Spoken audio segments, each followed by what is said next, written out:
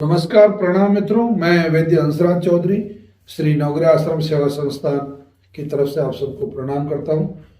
मित्रों, कैंसर और उसमें फिर दस्ते हो जाए, मतलब यानी कि लूज मोशन हो जाए, मतलब दांत में खाज का काम हो जाए, बहुत परेशान होता है जब कैंसर के रोगी को दस्ते होती है। तो इस वीडियो में मैं आपको यही बताने वाला हूं कि जो कैंसर के रोगी को जो लूज मोशन होते हैं उसमें आप लोग क्या क्या कर सकते हैं।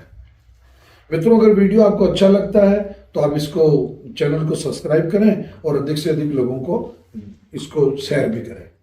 होता क्या कि कैंसर रोग में रोगी की प्रतिरोधक क्षमता कम हो जाती है, और अगर दुर्भाग्य से उसको आंत का कैंसर हुआ या आमाशय का के आसपास में कहीं हुआ या एसोफेगस में कहीं हुआ या बड़ी आंत में कहीं हुआ या लीवर में अगर कहीं हुआ, तो ऐसी परिस्थितियों में रोगी को या तो बार बार उल्टियां होती है या फिर बार बार लूज मोशन होता है।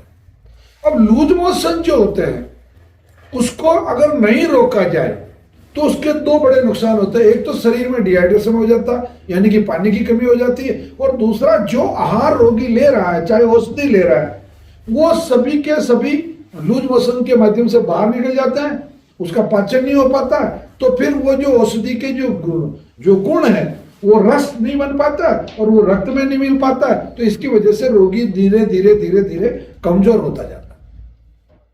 अब पहला उपाय बता रहा हूं उसको, दस्त को रोकने का। अगर कैंसर रोगी को ज्यादा लूज मोशन होते हैं तो अदरक का रस निकाल लीजिए, 1 चम्मच अदरक का रस लीजिए, टीस्पून जो होता है 5 ml का वो ले लीजिए, और गर्म पानी यानी कि चाय का पानी जितना गर्म होता है उस चाय के गर्म पानी में अदरक के पानी को डाल दीजिए। यानी कि ध्यान से सुने इस बात को, मतलब अदरक को उबालना नहीं है, अदरक का रस निकालना है, फिर उस अदरक को उबलते हुए पानी, जो गर्म पानी जो था कप में, उसमें डालना है, उसको मिला लेना है, बिना शक्कर और बिना नमक डाले उसको आपको सिप सिप करके जैसे चाय पीते वैसे पीना है। इससे ज्यादातर मामलों में 50% से ज्यादा मामले में आपका जो लूज मोशन है वो रुक जाता है। अब दूसरा जो उपाय है वो ये कि आप औषधि को 1-2 दिन के लिए बंद करके देखें। अगर मान लो जैसे गौमूत्र से मान लो लूज मोशन हो रहा था, 1 दिन गौमूत्र बंद करके देखें, 1 दिन रक्त शोधन बंद करके देखें, 1 दिन कैंसर किट बंद करके देखें, 1 दिन और कोई कफ खांसी या लीवर की जैसी कोई दवाई चल रही तो उसको बंद करके देखें। तो आपको जिस औषधि को बंद करने से रोगी को लूज मोशन में राहत मिली, उस औषधि को 4-5 दिन के लिए बंद कर दीजिए।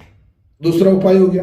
तीसरा एक उपाय है कि सभी औषधियों को विद गौमूत्र के सबको बंद कर दिया जाए और 2 दिन के लिए बंद रखा जाए, और फिर तीसरे दिन वापस 1 चम्मच से औषधि शुरू की जाए, जैसे 1 चम्मच रक्त शोधन, 1 चम्मच कैंसर किट, 1 चम्मच कीमो का, इस तरीके से इस मतलब रेशियो से वो बढ़ाया जाए। आयुर्वेद के ग्रंथों में जो वर्णित इलाज है वो भी एक बहुत कारगर है। आप 50 ग्राम सौंफ ले लीजिए, 50 ग्राम धनिया ले लीजिए, दोनों को अच्छी सिकाई कर लीजिए, सिकाई करके दोनों को मिक्सी में ग्राइंड कर लीजिए, फिर 50 ग्राम सौंफ ले लीजिए, 50 ग्राम धनिया ले लीजिए, बिना सिकाई किए दोनों को ग्राइंड कर लीजिए और इसको आपस में मिला लीजिए। मतलब सिके हुए ग्राइंड किए हुए को और बिना सिके ग्राइंड किए हुए को दोनों को मिक्स कर लीजिए।